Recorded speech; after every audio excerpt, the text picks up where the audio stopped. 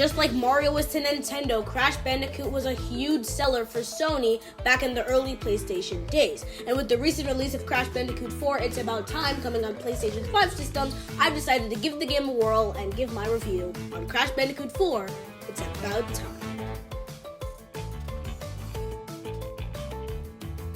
Crash Bandicoot 4 starts off where Crash Bandicoot 3 left off.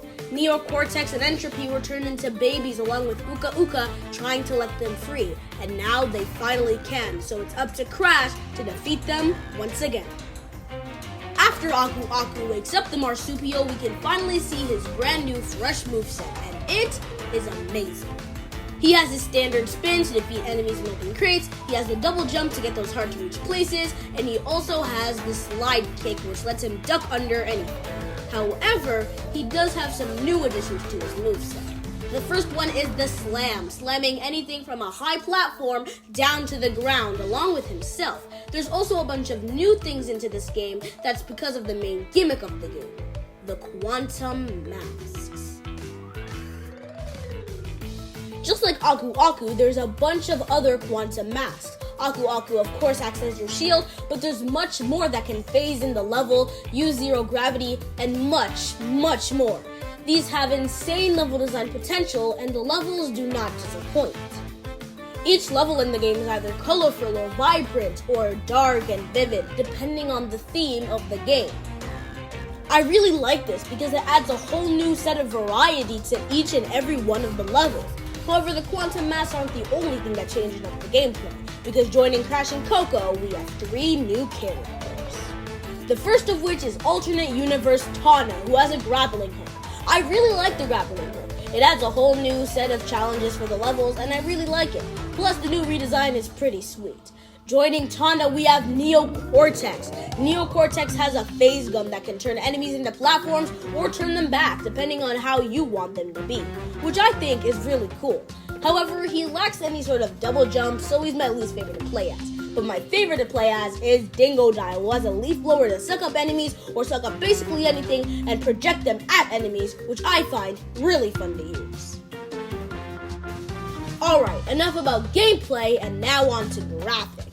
And can I just say, this game looks phenomenal. Toys for Bob took the headline on this one, and they actually did work on Crash Bandicoot The Insane Trilogy, so they're kind of familiar with Crash, but they nailed every aspect of this game visually. First of all, Crash's new redesign is absolutely beautiful. He feels a lot more lively, a lot more comedic, and I just feel that this design fits him a lot more. Coco also got a pretty sweet redesign too, looking a lot more older, but a lot more better as well. I never really liked the original design Coco, so I'm glad they fixed her here. Every character here moves so smooth and fluid, it makes the gameplay experience so much more better just because of the simple graphics. Even the small things like Dingodile's belly flopping around. So, at first glance, Crash 4 seems great. It has great gameplay, great graphics. What's wrong about this game? Well, it comes to post-game content and extra game modes. Alright, so after you beat the main game, you basically have beaten the whole entire experience, aside from those time trial things from the Insane Trilogy. However, 100%ing the game is a whole different story. And trust me, I did it. It was torture. To 100% this game, you must crash every single crate in every single level, collect a bunch of warm-up fruit, get every single hidden gem in every single level, and try not to die at least 3 times.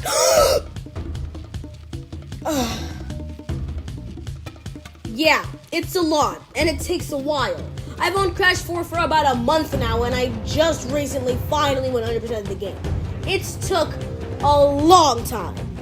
Something I found very frustrating when trying to 100% this game is the depth perception.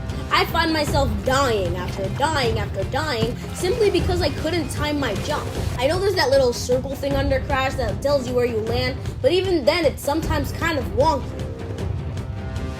But to be fair, this is optional. You don't have to 100% the game. If you do, yeah, it's bad, but you don't have to. So it's not really a game's problem. It's kind of just your problem.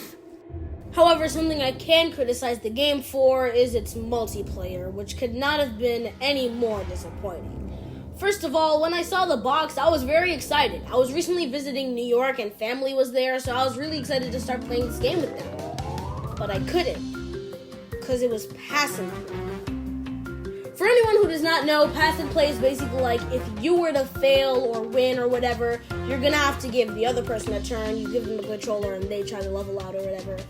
Which is kind of dumb, because you could really done that without the pass and play option, so it was kind of just pointless. Yes, there is some multiplayer modes, but they're just more pass and play with a competitive aspect. Not really a fan. But do not let what I said about the multiplayer or 100%ing the game draw the game away from you, because this game is still a flawless experience from start to end, as long as you're not trying to 100% it like I did. So that was Crash Bandicoot 4, and might I say, I'm impressed. I cannot wait for what the Marsupial has in store next, and I'm fairly excited for it. If you guys enjoyed this video, please drop a like and subscribe to the channel. We are really close to 5,000 and I'm trying to get that by the end of it. Thank you so much for watching this video, and I'll see you all in the next one. Bye-bye.